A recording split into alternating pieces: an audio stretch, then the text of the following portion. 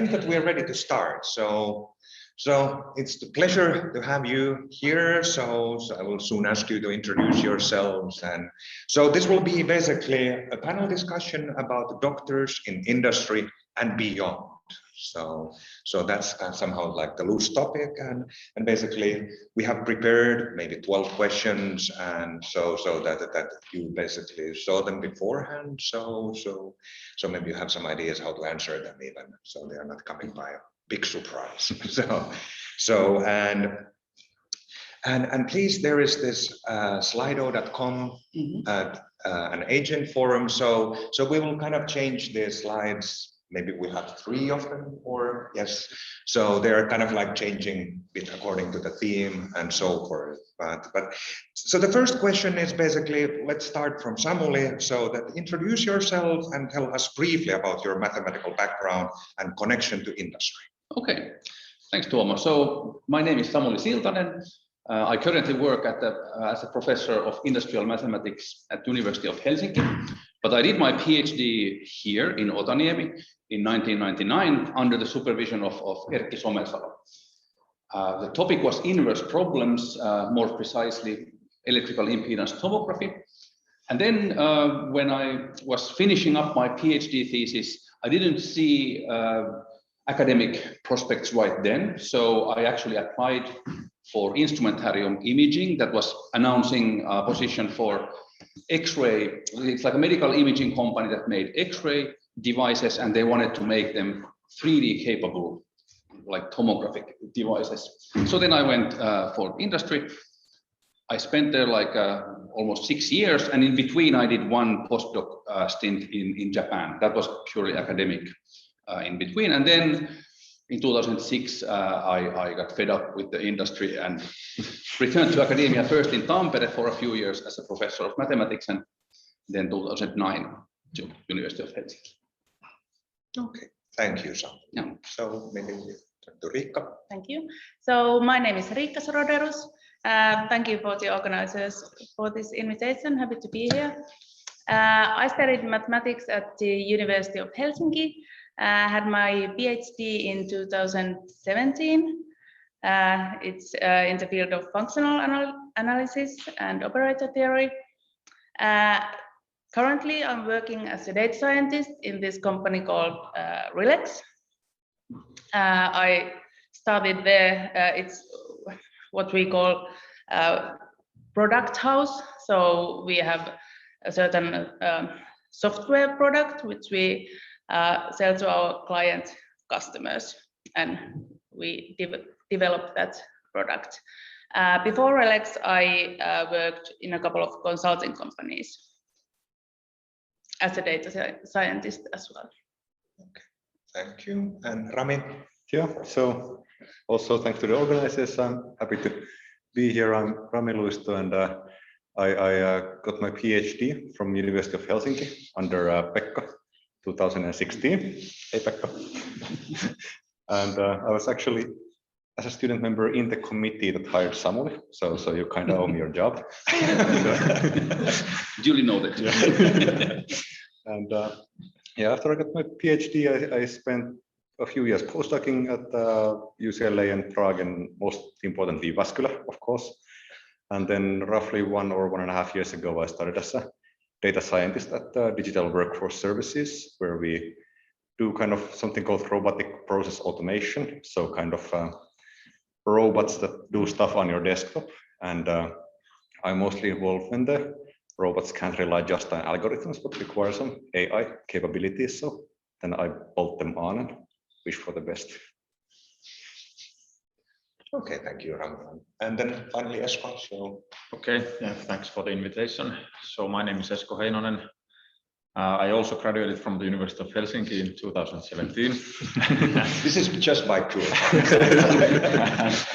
And my PhD was about minimal surfaces on Riemannian manifolds, so geometric analysis under supervision of Ilkka Holopainen.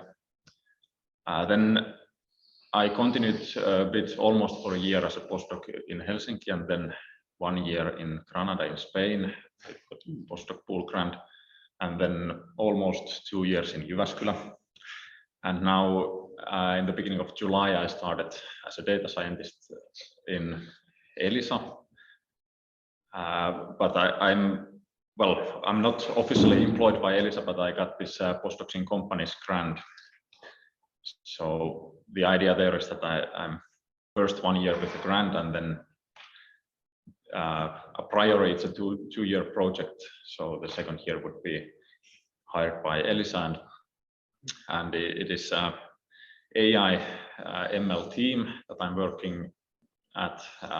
Maybe you think like teleoperator, only the teleoperator thinks if I mention Elisa, but Elisa has actually quite large business in industrial things, mostly under the International Digital Services Unit, and it offers software solutions to industry actually across the world.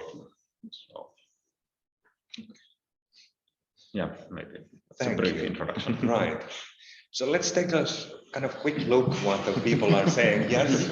So money was my first choice as well. So but maybe this is kind of like a nice lead then to, is it so? Money? Is it? Is this one kind of like a big driving force, or and okay, let's maybe be a bit more precise. So maybe people in the audience, they would like to know kind of concretely what sort of work math PhDs carry out in companies. So what do you do in practice then? What kind of tasks and so forth? And maybe we can, some musician, yeah, so why not? So who wants to start? Well, I can start. Well, I've been in my current company just for a few weeks, but this week my task was to think about this like real world problem in retail and form a function about it, and which I have to optimize later on. I ended up solving some linear differential equations and so on. In my previous jobs on those consulting companies, I had well, the project there were mostly on understanding some sort of phenomenon and predicting what will happen in the next months or years by using machine learning or some statistical tools. Yeah, I can continue. So I've been working in the same company now for quite a while, and I'd say that very roughly I maybe divide my work 50-50 to the more technical stuff, which is largely Python programming or cloud service management or data wrangling or something like that, and then other half is the kind of soft stuff, meaning meetings with customers, meetings with project members, meetings with bosses. And I think there's a kind of one large difference compared to the academia is that these projects that we do, usually you can't do them, like you really can't do them by yourself, and more kind of like moreover you actually require a few different people with very different specialties. So to oversimplify my current project, we need me to actually do the hardcore machine learning stuff. Then we have one guy who is a cloud architect, and then another person who kind of manages the huge amount of bureaucracy you get when you're working with medical devices, which are, and none of us kind of completely understands what the other people do, but we have to be aware of the large schemes that we can actually work together. So we basically meet once a day at least, discussing what is going on. But otherwise, yeah, like Python coding and just looking at the data. Okay, maybe I can continue. So I'm kind of in a special position in a sense that I got this project. Of course, it was something that was already initiated at Elisa before I joined there, but it was still in the very beginning. So it's something that is not in production. So in that sense, it's maybe a bit different from many other things in the team. but it's related to actually energy. Now the whole energy sector is changing a lot with the increase of renewable energy, and teleoperators consume quite a lot of energy, and especially now that 5G is coming, it will increase a lot. And of course, Elisa wants to do something like save the planet, let's say like this. So basically we are figuring out different options that we could do. Of course, energy, it's not really related to energy saving. There are different projects related to energy saving, but we are trying to find out ways to improve like the footprint that we have. And this includes learning lots of different stuff, for example, about battery technologies and electricity markets and all kinds of stuff. So I've been reading quite a bit also academic research papers from different fields, and then some data analysis job, like looking different data sets, and then I've been writing some optimization code with Python, and I'm not very, let's say, experienced developer, so I haven't been coding that much. There is actually one other guy with whom I mostly work, and he has PhD in computer science, so he has been doing most of the coding yet, but still it's some coding and some studying of new things, and actually there are some similarities to the academic work, so that you have to study new things quite a bit. Yeah, that's something I would also like to add to my answer. There is a lot of kind of studying new stuff, like not only on the AI side, where the stuff from 2 years ago are getting a little bit old and you should be learning new stuff, but also with some of these cloud providers where you have to, the technical documentation that has been, out there for 2 months is already kind of old, so you have to kind of restudy stuff, and it's both fun and slightly frustrating, but mostly fun. Right. So Samuli, you want to say something? Yeah, I do. Of course, my experiences are a bit older, like from 20 years back or so. But anyway, it's kind of close to what Rami said when I went in. So the idea was, how can we do 3D reconstructions of the patient, like maybe dental tissues, or in mammography breast tissues, to do 3-dimensional reconstruction, but only from very few X-ray images, not like 360 taken all around the target, but like, let's say 11 images taken from a limited angle of view.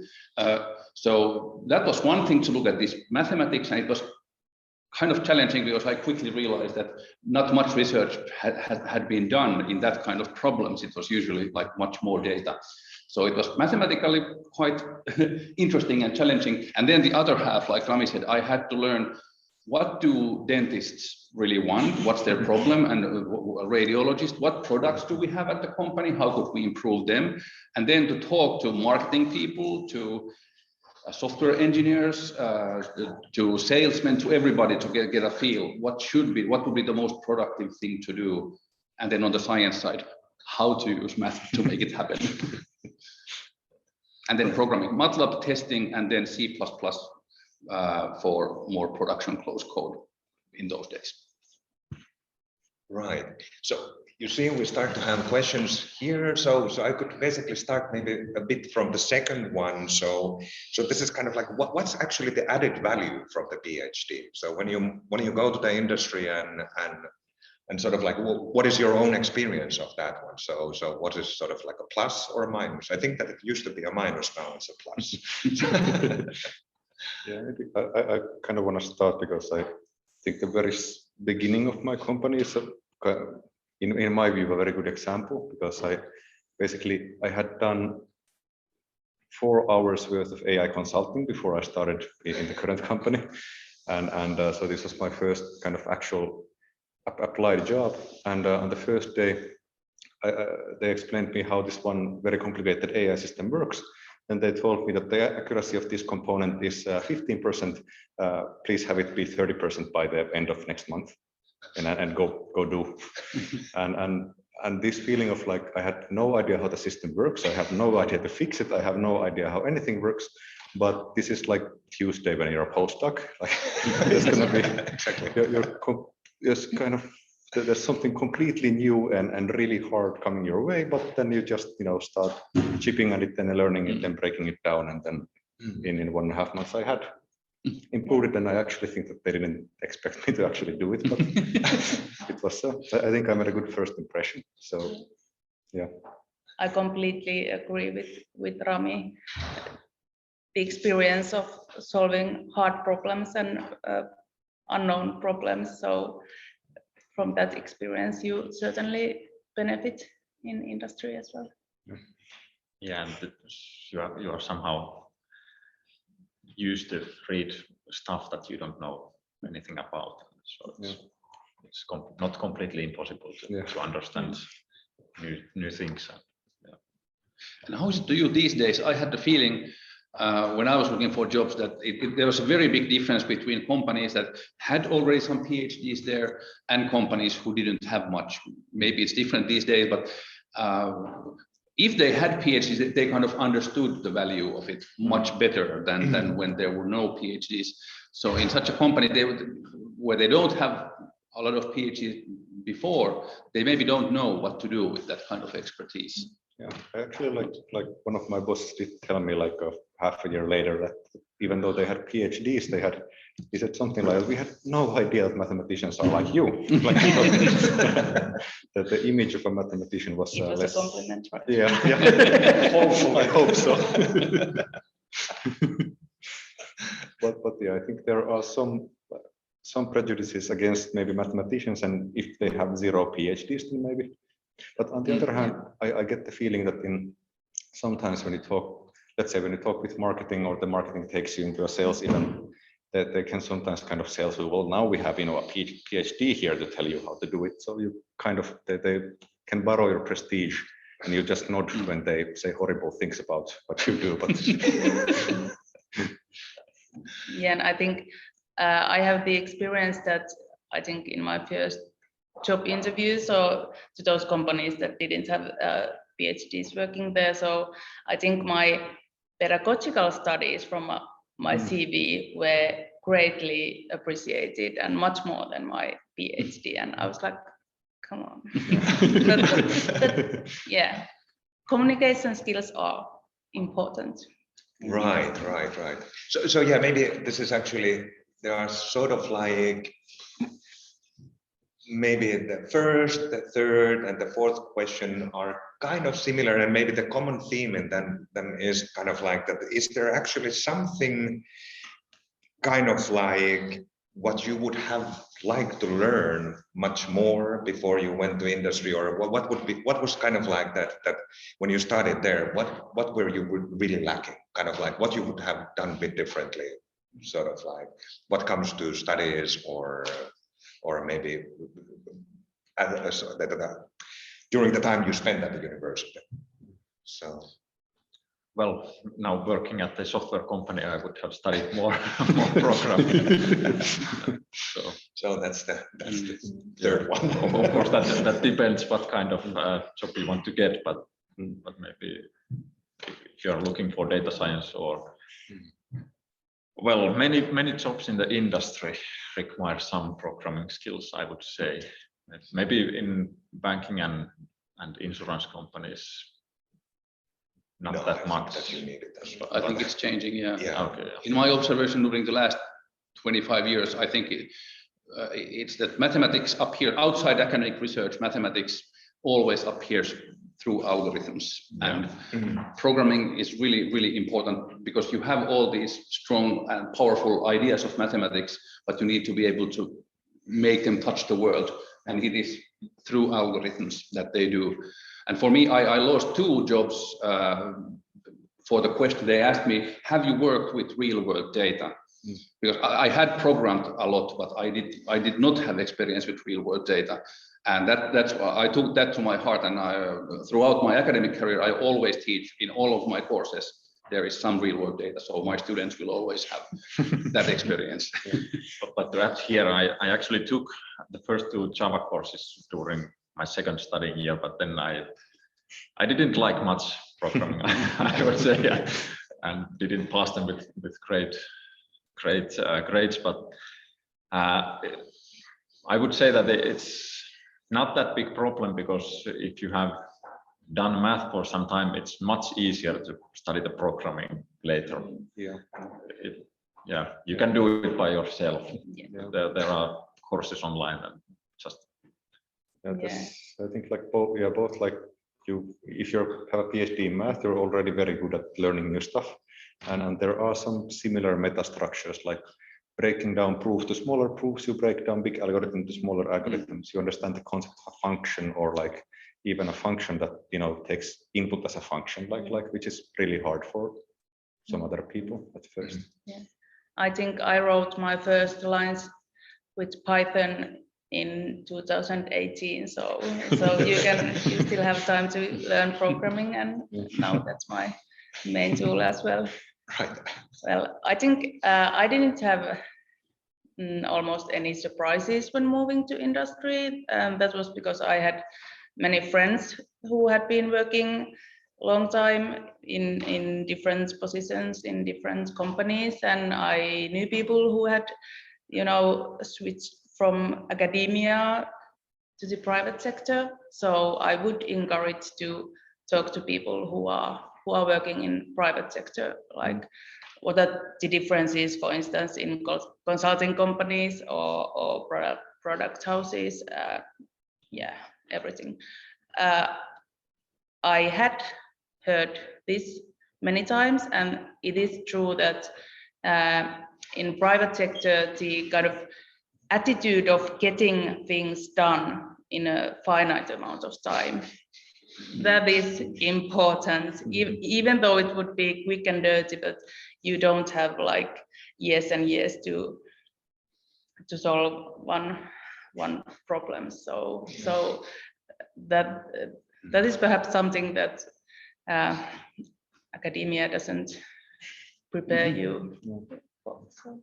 It's also kind of like I keep thinking, about the question of if there is something that we would have been beneficial to do already in the academia, but I think many of them, besides programming, which I actually really liked, like many of these things that would have been useful, I would have been kind of vehemently against as a student. Like, it's taking time away from math. Like, why am I doing this?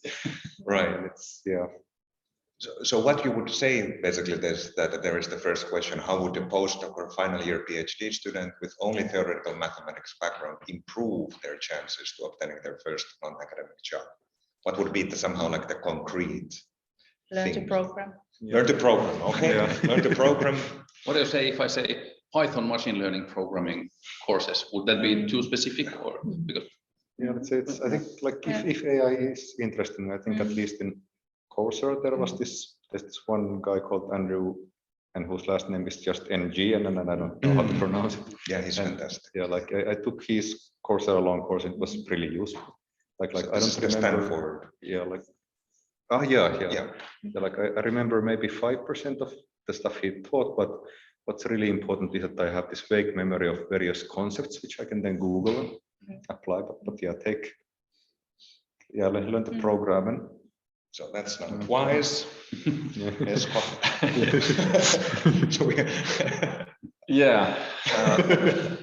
Actually, I think that before getting this postdoc, I also applied quite many positions, and maybe the programming was one of the main reasons that I didn't get those. Of course, I only applied something that I found interesting, and mostly quite advanced jobs, so maybe that's also one reason, but I would say that is one thing. And to add this Coursera, there is actually this Finnish FITech.io or something like this, through which you can study the Finnish technical university courses. I actually studied through that, some courses organized by Aalto, and then from MOOC, some of these University of Helsinki courses, and those are also very good. Yeah. Also, maybe also that like studying programming is a really good idea, but you don't have to be great at programming. Exactly. Yeah, like you can really many stuff I do day to day. The I've learned in the past year to use, complicated object-oriented meta-programming techniques. Well, not really, but almost. But like usually it's just if this, then do this for loop and do this thing. And it's a kind of code you could write with any programming language. And you don't have to be super good. It's enough that you can kind of show that you can do a little bit. And actually, I think all this advice was more on Rami's one half, on the technical half. But actually, the other half, the communications part, I think everybody mentioned that too. I mean, to learn what is needed from your mathematics and understand it was a big project to learn what X-ray, what do doctors want from the X-ray images, and how is the business, what kind of devices are sold, to understand the context and explain the math. And I think just like general audience communications of math, I think that would be like for a school children like visit to explain what you do or anything about math, not exactly your research, but like any nice mathematical thing, because that's to make mathematical things simple, explain them understandably. This is really hard and it takes a lot of practice, but that's one of the really main things when you want to do a career helping people in industry with your math. Yeah, I strongly agree. And I would also kind of say that like many of my customer meetings, like part of the meeting is me just popularizing what is a neural network and what are we going to do. And it's like especially if you're applying for a job, it's like you have a PhD in math, and that line alone will tell them that, okay, you can do math. Well, what else can you do? So don't fill your CV about all the cool math you did, because with slight hyperbole, that one line is enough, and then you should fill in on how you can actually communicate with other people. What is actually the hardest bit of mathematics you used in your work? So you were optimizing something. Was this? Yeah, maybe that is, of course, all those machine learning algorithms are based on. So how deeply you have to understand basically them? So because this is like a bit of a black box, right? That what actually the research is sort of at least saying at the moment about it. But do you get kind of like more like you get this like hands-on feeling that how do they work, what is working for me, I say it depends very much on how close the deadline is. So when it's far away, then I like to kind of study and read the papers, and when it has to be done next week, then you just kind of okay. There are many levels. Yeah. Okay. But do you actually have time to sort of like think about this type of, or is it kind of the cycle very sort of like rapid? And well, my experience, which is probably not too much, is that, well, in consulting companies there isn't that much time, but in product houses where you develop things, so there's more time. Yeah, it has, for me, it has varied a little bit from project to project. Now that we're working on a kind of project which has been going on for 6 months, and it will have several parts, and then it will have continuations. So the customer is also interested in kind of putting in the money to have us actually understand the system as deeply as possible to make it better. But then in some other projects, you kind of just take the black box and put the customer data in, and you check, okay, it's accurate-ish enough, so it's enough value for them. And optimization for me as well. In huge dimension, non-differentiable objective function, and to minimize something there. I think many problems boil down to optimization and linear algebra, or combination of them. Yeah, maybe.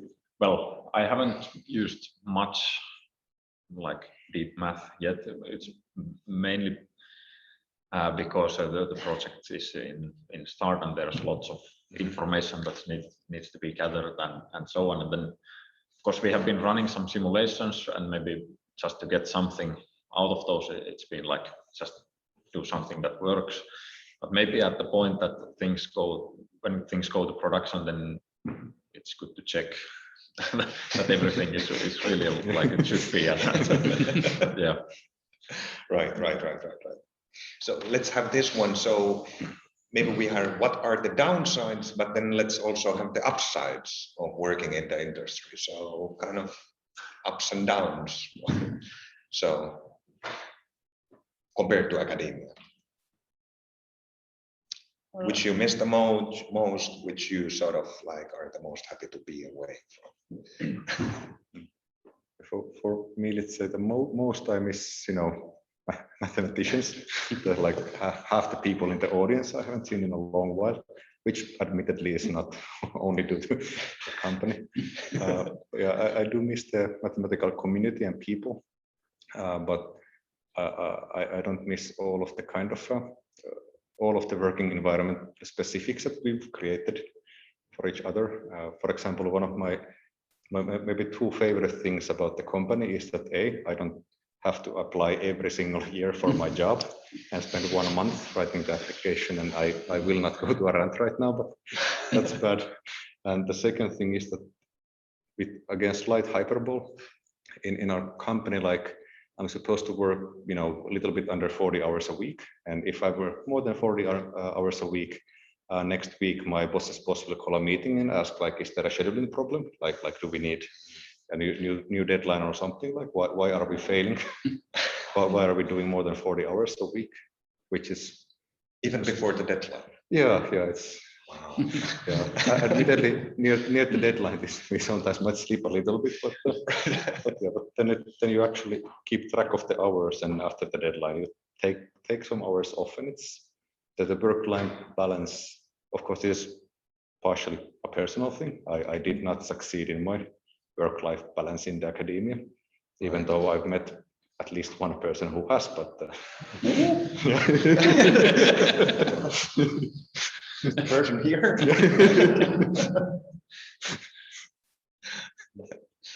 Yeah. So. Well, also I like the thing that the same about the funding. I mean, inside the company, you could negotiate about the funding with the bosses at the company, and if you got rejected or something, you could try again. I mean, it was internal thing, and not like the grant applications. I don't only enjoy them. That was a nice thing, and also I like the focus, because it was. I have a tendency of work on getting excited about whatever things, and in research, and do a lot of collaborations with very different topics. At the company, it was also kind of focusing to know that we are an medical X-ray device company, and that's the focus of interest. So that was also nice. But also as the downside, like I said, I got fed up with industry. For me, that was because our company got bought first by GE Healthcare, and then that was bought with another one. We had the same team, but the company changed all the time. And bosses very high up just discontinued some of our projects after we put some years of work into them and almost ready, but then they would just cut, and no reason for us or anything. But that's just how companies work. I mean, that's how they work. But it was too much for me. I wanted to do some crappy little my own idea research, whether I can decide whether to do it or not.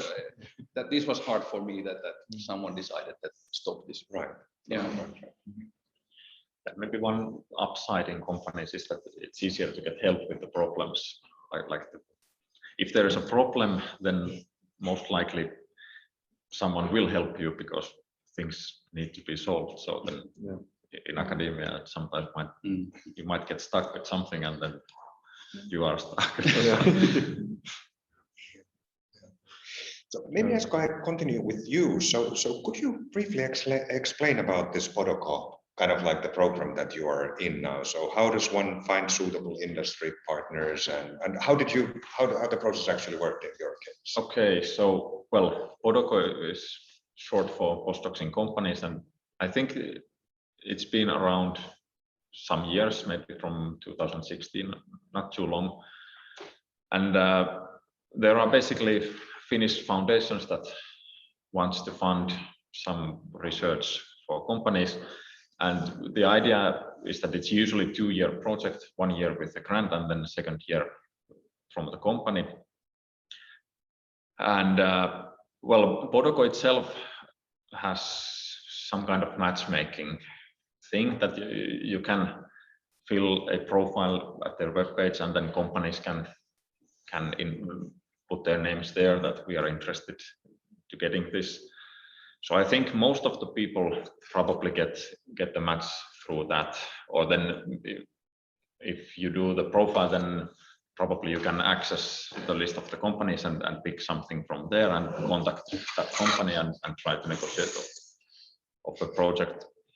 But for me, it actually went so that I saw a position open at Elisa and then I applied it, and then the director of the team contacted me that, okay, maybe your experience is not enough, but there is this protocol, if you're interested, we could try to apply for this. And then it went like that. So you can basically have also own contacts and then decide to apply. And well, there has been the money there, so I'm on a grant, so it's not that big money yet, but it's kind of twofold thing in a sense that with this, I got the job. So if I would be unemployed for some time and try to search for a job, that would also be quite bad. Right. And then on the other hand, I'm actually third person in the same team with Podoko, so they have some history with this, and the previous two got permanent positions after their project, so I'm kind of keeping fingers crossed also. Right. And somehow they had also this idea, or the director of the team had the idea that with this grant I would have more time to learn things, so it doesn't matter if I'm not an expert, because I would not be responsible for some customer project alone in the very beginning, but I would have some time to learn things also. Right. And it feels like a kind of a shortcut to a team that I wouldn't have gotten into without this. And it is actually, I counted, if I remember correctly, we have 15 people in the team, and of those 10 have PhDs in some field. So it is somehow very good skill set in that team. So maybe maybe there is there some other more? Well, okay, so maybe we can continue to the others as well. So like that many researchers are actually interested in applications. Like, well, here we have two researchers, well, very much so, and so could you basically give us hints that how to build these connections or collaborations, or what would be somehow the natural way for it? So what should a person to do in practice? Kind of like, for example, in like second last year of the PhD, and sort of, what should one do? What is your feeling? Yeah, like I would first of all kind of add to kind of Esko's. I strongly agree that it's a huge value to get this kind of inside road to the team, because the work experience is something that is hugely valued. Like when I tried to get my first positions outside of academia, it was a challenge, and clearly one of the problems was that I had never worked outside of academia, so they were a little bit curious of how I would react. But after working in the industry for half a year, like after that, I think if a month goes by without someone contacting me and asking me to apply to their company to work, like I get a little bit worried. So like it's hard on the first time, but then actually your kind of market value is very up. So yeah, so we had this one question that you sometimes hear it, that many companies are in desperate need of mathematicians, math PhDs, but they don't realize it until they hire one.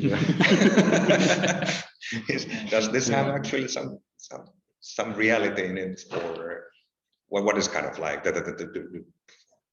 I think so, and it's related to this. What are the unique skills that math PhD gives?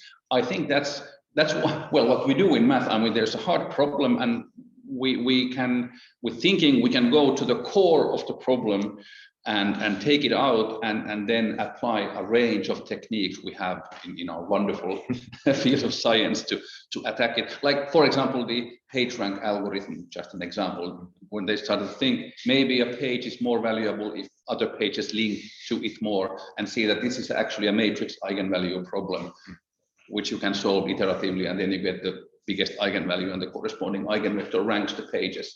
So this kind of thing in companies, experts are usually kind of stuck to their ways. I mean, it's electrical engineers, they think in those terms, and software engineers in other ways. But as mathematicians, we are very flexible in that way because we can take out the core intellectual problem from anything and clean it up so that only we can talk about it. Which is but that makes for the communications part. I mean, after solving it, also the solution needs to be communicated back to the user. So there's a two-way communication need. But I think that's the unique skill, and that's why companies don't know it before they hire one, and then the then we can do our magic. Yeah, I was thinking you asked about how to find these connections or something. So there are, for instance, these meetups that are organized.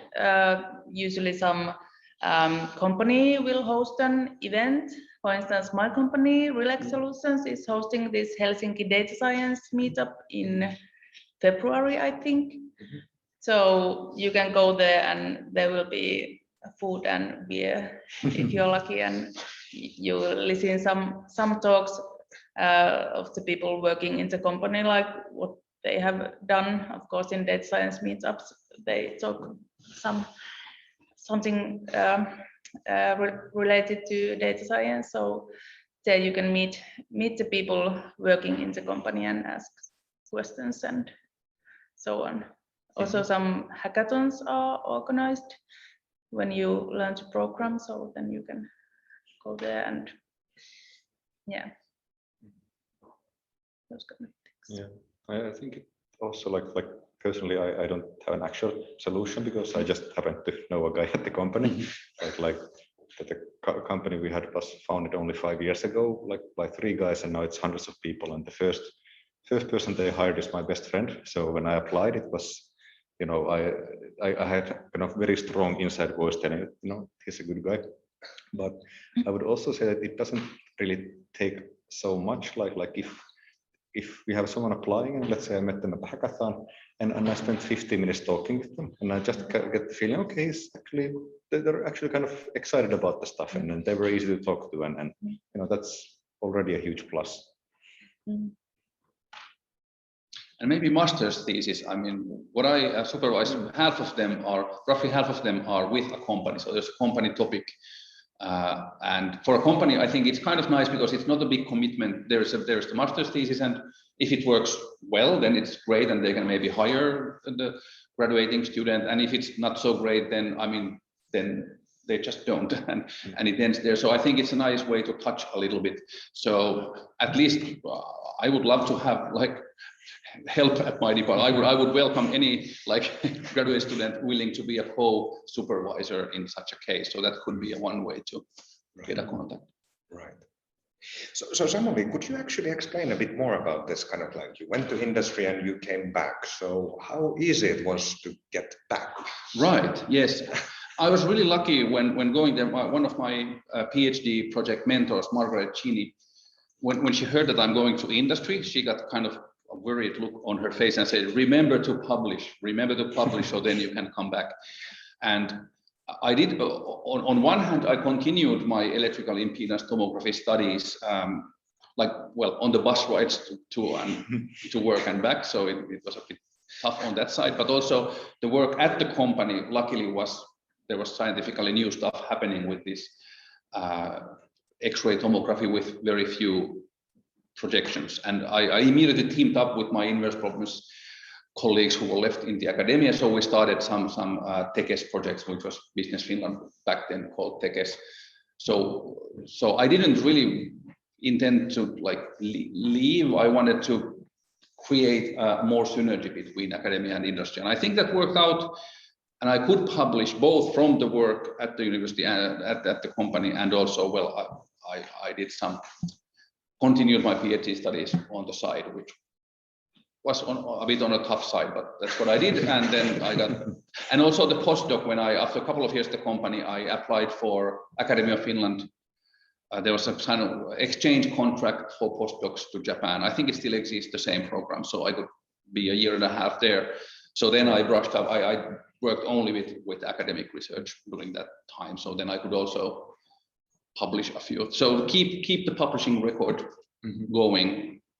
I think otherwise it will be difficult. Yeah, exactly. So what about you? This is not for Samuli, so do you actually still kind of think about any mathematics problems in your spare time, or is that now? Well, I have 1-year-old kid, so I don't have too much. Oh yeah, It's the same for me. So. right. Yeah. No, let's go to Rami. I don't have a kid, but I have a Ville who keeps pestering me with Right. was a regular problem. So let's say very little, like not let's say not on the bus rides or anything daily, but maybe once a month I think about the problems a little bit. So I don't think that it would be impossible for me to actually publish something, especially if Ville writes down the later. But yeah, it's not one of the kind of major things I think about. It's the stuff I do is kind of hard enough to scratch the itch of doing math. If there was some easy math problem that could be tackled in short time, then definitely it would be nice to do. But that's kind of like the math arbitrage. If there's a Yes, exactly. math problem, then it's gonna. But also let me mention another technique I use. I call it stealing time from the company. Which worked. I could do it. I could do it with kind of a good conscience, because we had the system there that some part of the salary came from meeting like some goals that were set every 4 months, I think. And I took an internal rule for myself that if I can reach my set goals with 90%, I think I've done enough for the company. So then I did use also not only bus rides, but I did use sometimes at the company also for electrical impedance tomography, which also is a medical imaging in reference, so it's not so far away, but still I felt a little bad sometimes, but then I hardened myself and stole time from the company as well. That's actually one thing that I really want to comment on. That one kind of really tough thing in academia, from my point of view, is that like your goals are set by yourself, and you like. In academia, I never exceeded my own goals. Like whenever I would prove something, I would be, happy for maybe 5 minutes even. And then like, oh, this is simple. Like, why didn't I do it faster? There's the company. They tell me these are the goals. Then like when I get the goals, they tap me at the back and give me more money. And then there's this weird feeling of, okay, I did enough. I can go home now. Yeah.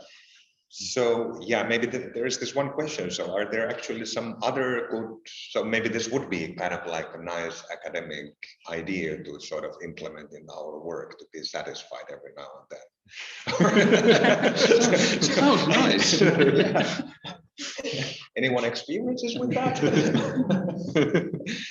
so but are there basically some practices which would be somehow beneficial for the academic world, or kind of like what you have kind of like found extremely useful now in your work? Like actually, like coinciding with the labor laws is really. It's kind of hard. Like I have spent time thinking about it, but it's really hard because like the mathematicians and the mathematical community are great, and then we like really aim for good things, but I think it's really a lot of the overworking and not meeting your expectations comes so internally that it's really hard for director to come in and now be happy you did good, which it's not bad to have director do it, I guess, but it's not going to solve the whole problem. One thing that I could mention, it depends of course lots on the people that you're working with, but for example, during my PhD and most of the postdoc times, we never had like regular meetings. Like that could be a nice thing to have like once a week, even though you haven't done too much things, but just to go through what you have done and discuss further. And I would say that would be very nice to have, especially during the PhD, because otherwise PhD students might get lost a bit. So at the company, there is a regular team meeting and everybody tells a bit what they have been doing and maybe this kind of thing. Yeah, and so, I think some groups maybe have this already, but I didn't have this ever. So yeah, and in industry, there are these like, I don't know, short-term goals and then you can achieve them and be happy, and then set new goal and concentrate on that, and maybe for 2 weeks and then go on. So at least I didn't manage well, I think, in my research to set some goals for shorter time. So right. So it was either you solve the conjecture or exactly. Or you have nothing. Or nothing. Yeah. Then one concrete example came to my mind. At least when I wrote articles, my only backup was to send them via email to myself. So the different versions, like you don't want to lose them or whatsoever. So, but there are these like actual version control tools like Git or something. So that would make it a bit easier. Actually, there's even like if you Google something like Git for mathematicians, there's even like kind of simple instructions. Okay, you're writing later with friends, use these 5 commands in a row. Again, it's awesome. So it does automatically the version control, or and you can do like and then you can get back to the older version if you did something and you want to get back. Basically I'm keeping everything in Dropbox, and then if you pay, then you have like the infinite history of the file, which is useful sometimes. So audience, so you had the chance to basically ask some questions, but now use the stage and ask some questions. Does anyone have something in mind? Be brave, now it's your chance. Please. Well, I'd like to comment because, well, it's of course a coincidence, but I happen to have friends, mathematicians that went to industry, and their sort of experience was a bit negative because they felt like, well, somebody mentioned this, mathematicians do their magic, but sometimes it feels like you go to the company and nobody else knows mathematics, and then they kind of expect you to do the magic. But then what Esko mentioned about getting help, and that sometimes if that doesn't exist, they don't help you because they just expect you to do the magic. Then that's like they have these negative experiences. But I think, of course, we want to avoid something like this. Then it's maybe a good idea to ask the companies whether they have had PhD or non-PhD students before. Well, this was more of a comment. Right. But maybe this is again kind of like about the communication. So that well, it's really important that it's important in the academic world, but it's important in industry. So you can actually sort of communicate what are the limitations and what you can do and what you cannot do. So and I think also it will be a very nice like let's say not a question but a conversation topic in an interview to kind of start asking like what kind of people do you have and who will we be working with, because then you first of all figure out if you're going to be alone in a sea of salespeople, and also the company will that you're actually kind of interested in the company and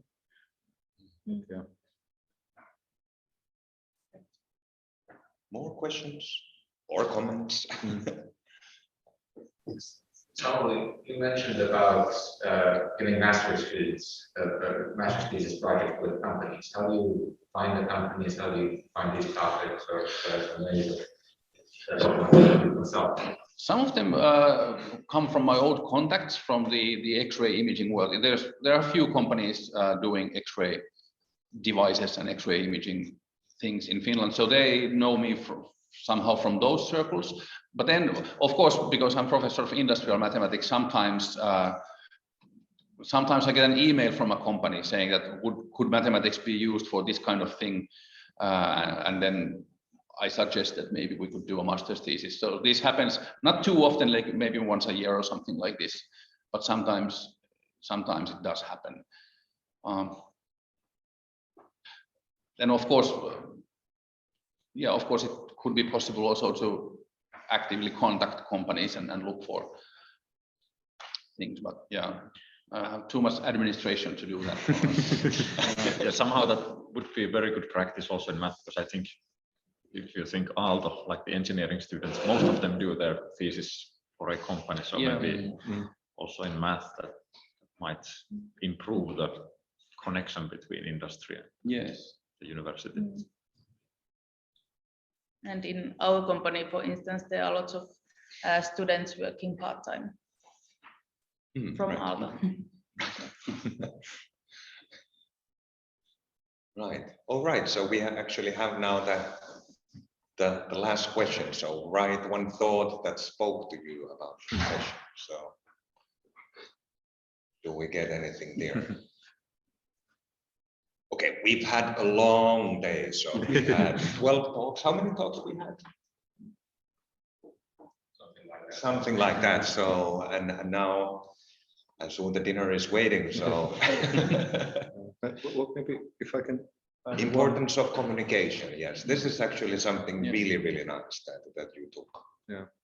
So And maybe one thing I could maybe still add here, just because even though it's little bit not taboo, but talking about money is not something you do in Finland so easily, but it was one of the big words. And yeah, the industry will usually hopefully pay you more than the academy, but as Esko mentioned, it's really important to get your kind of first in to a company. And let's say for data scientists, I've seen starting salaries going anywhere from 3,500 to 5,000 euros per month. And one thing you should also like that what one headhunter told me, that at the point when you're actually a person with a PhD and a job experience, your value will be high, and the market will be competing to hire you. So if you're in a company which is paying you too little, you might move away. So there is a kind of inherent pressure for them to also compensate you adequately. And also as a personal tip to job interviews, like whoever says the first number loses. But try to give some range, maybe asking if the salary will start with a 4 or a 5, and then also ask like what will the salary be like in 2 years or 1 year, because then you're implying that you might actually stay there even after you have market value. But yeah, not a personal primary motivation, but I've yet to come to a situation where more money would be a bad thing. So so more questions or comments? Oh, okay. Well, let's start there. Well, I suppose one of the selling points of staying in academia is the fact that we can actually choose our project, working only in the things that we are actually interested in. So I was wondering, you say something about that when it comes to working at a company, when you are assigned the projects by your boss. Well, I would say go to a company that has projects that interest you. So there are lots of different companies with different. So yeah, like maybe Riikka's experience, so 2 different consulting companies. So maybe there was a reason that you left the company. Well, I think consulting companies actually you can get more easily in when you are applying, at least at the moment, in data science. And I really liked also being in consulting companies, and I could choose projects. Of course, it depends like how many projects there are on the table and who else is doing them. But yeah, I think it's also a balance. It's a trade-off that you kind of lose some of your own power of choosing what you do, but then again, you don't have to be your own manager. You can actually do fun stuff instead of trying to figure out which stuff to do. But yeah, sometimes you're just told to do this, and there's like in academia, strategical volunteering is very important. So if you know that there is a big ugly project in the horizon, you volunteer to fill your calendar, and then you're like, sorry, I just look at all the stuff I can't do this, and then it's yeah. What are the long-term perspective?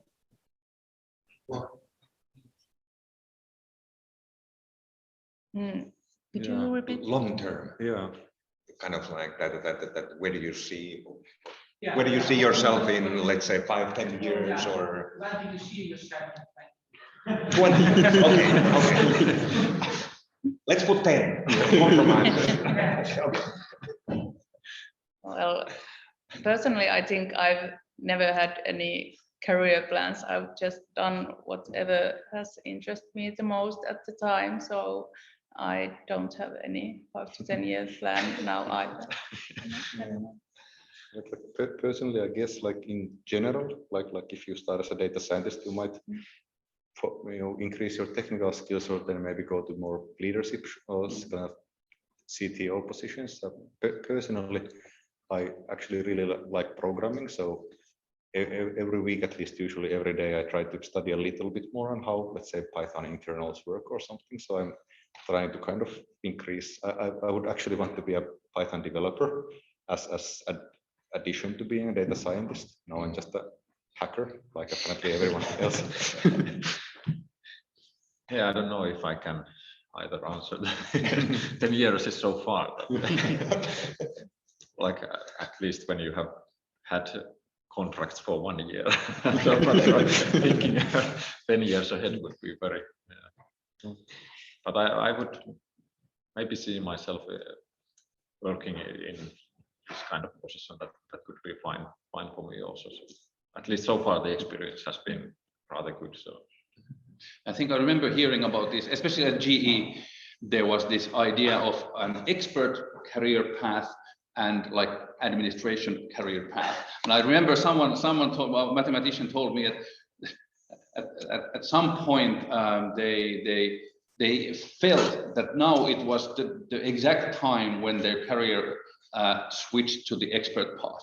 So there was kind of some kind of push to the like the boss path, but I don't think they were really interested or something like that. But then the pushing stopped, and it was the so. But I think this is one of the traditional ways of thinking in tech companies, that there is like the expert track and the kind of boss track. Yeah. Let's have Pekka first. Pekka was already. No. Tuomas, okay. Yeah, I have a very technical question, but Samuli's advice was to keep publishing. I was wondering about the copyright issue. So now if you're working in a company and you actually keep publishing, then would you be allowed to publish your own text, or would somehow the company be part of that product? well, I could start. Actually, in our team, I think this on some level it's encouraged that you can publish, but of course the company is first interested in patents. So maybe the order is so that if you get IPR filed, and then you can publish something, but first the patent application. But after that, I think the director has mentioned that it's okay to publish after that, and even a bit encouraged, but not pushed. Of course, then it would be related to the work, not maybe pure math. Yeah, I think we don't have any explicit statements in the work contract, but I would also guess that if it's pure math, then they don't care. But if it would be something related, then we would have to discuss.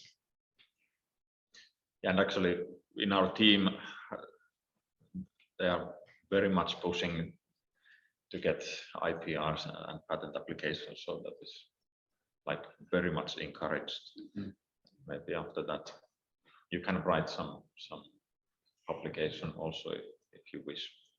And I was lucky. I mean, they were very positive about my electrical. So I was completely open about this electrical impedance tomography research I was doing, even though I stole some time from the company. But still, I did it openly, and I did it in the name of the company. And I said, this is a medical imaging method that actually has potential applications also in some things of the company. So although it was never used, and yeah, but it was okay with them.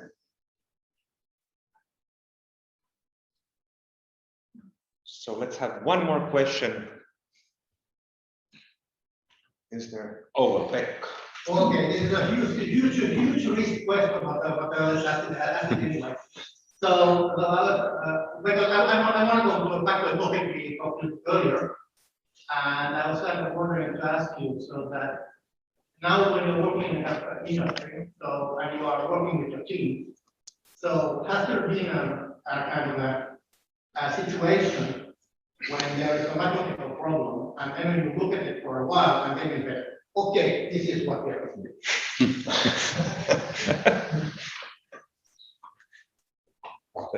let's say not kind of, but it wouldn't be like what we in this room would call a mathematical problem. Like I had someone come to me like, okay, Rami, like our customer has this complicated situation. Can you build us some great AI to do this? And then they spent half an hour describing the problem. And after 5 minutes, I start to listen, and then while they're explaining, I write the 5 lines of Python code, which take 2 lists, subtract the values, and cut it at 0. And then when they finish, then I'm like, well, it's not actually AI; it's just 8 lines of code, and it's like, when can we implement this AI? Yeah. And like, okay, I will implement the AI. Communications. Yeah. You have to say it. Yeah. AI is a- This AI is Yeah. doing the job. Yeah. But yeah, like you do get this vision of like how not quite categories, but you do see the blocks, and then you're just okay, like so. And hey, if AI is just linear algebra and optimization, maybe linear algebra and optimization is AI. Yes.